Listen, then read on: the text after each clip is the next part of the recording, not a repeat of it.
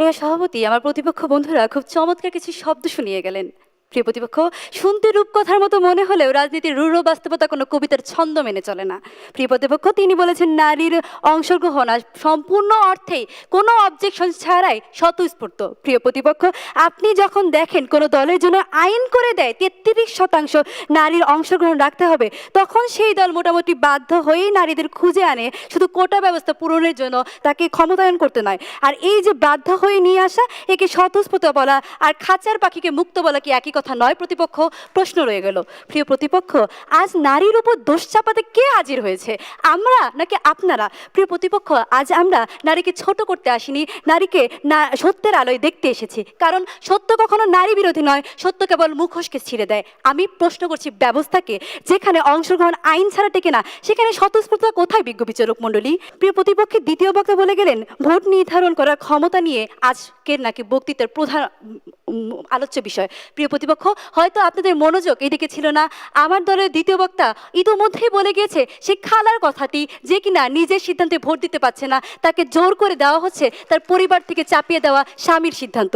প্রতিপক্ষের দ্বিতীয় বক্তা আরও উল্লেখ করে গেলেন জুলাই অভ্যুত্থানে প্রথম সারিতে নারী থাকা, তারা নারীদের অংশগ্রহণই নাকি রাজনীতিকে একটি বড় অংশগ্রহণ। প্রিয় প্রতিপক্ষ, আমাদের প্রশ্ন তো ঠিক এখানে, সেই মিছিলের সামনে থাকা নারীগুলো আজ কোথায় কোথায় হারিয়ে গেল? সে জুলাই অভ্যুত্থানের পরে তারা কি রাজনীতির আর পরবর্তী বড় নেতা হতে পারে না, নাকি নারীর জন্য তাদেরকে দামিয়ে রাখা হচ্ছে? সেই তাসনিম যারা উদাহরণ যে আপনারা দিয়ে গেলেন প্রতিপক্ষ, আমার দলের বক্তারাও তো বলে গিয়েছে সেই তাসনিম যারা ভোটে দাঁড়িয়েছিলেন ঠিকই, কিন্তু সমাজ তাকে মানতে পারেনি, কারণ তার এই ব্যাকগ্রাউন্ডে কোনো পারিবারিক স্বতন্ত্র কোনো ভূমিকা ছিল না। তাই তো প্রতিপক্ষ, তাসনিম যারাকে আজ আমরা রাজনীতির নেত্রী হিসেবে দেখতে পাচ্ছি না।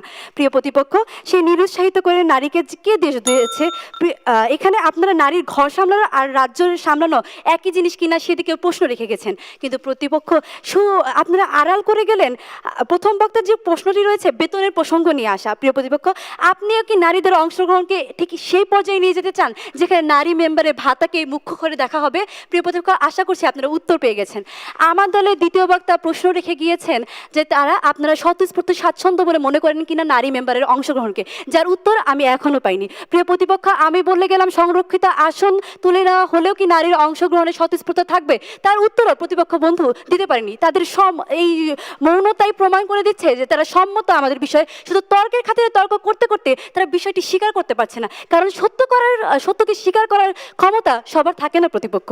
প্রিয় প্রতিপক্ষ, আজ বিজ্ঞ বিচারক মণ্ডলী, প্রতিপক্ষ বন্ধুরা যে এতক্ষণ আবেগের যে ফানুস ওড়ালেন, বাস্তবতার একটি সূচে আমরা সেটিকে ফুটিয়ে দিতে পারি। পরিশেষে বলবো প্রতিপক্ষ, কাগজের ফুল দেখতে আসল ফুলের মতো মনে হতে পারে, কিন্তু তার উপস্থিতি অত্যন্ত কৃত্রিম। তাই প্রতিপক্ষ, তর্কের খাতিরে তর্ক না করে আজকের বিষয়টিকে মেনে নিন, আর সমস্যারই আমার সাথে বলুন রাজনীতিতে নারীর অংশগ্রহণ যতটা না স্বতঃস্ফূর্ত, তার চেয়ে বেশি আরোপিত। ধন্যবাদ।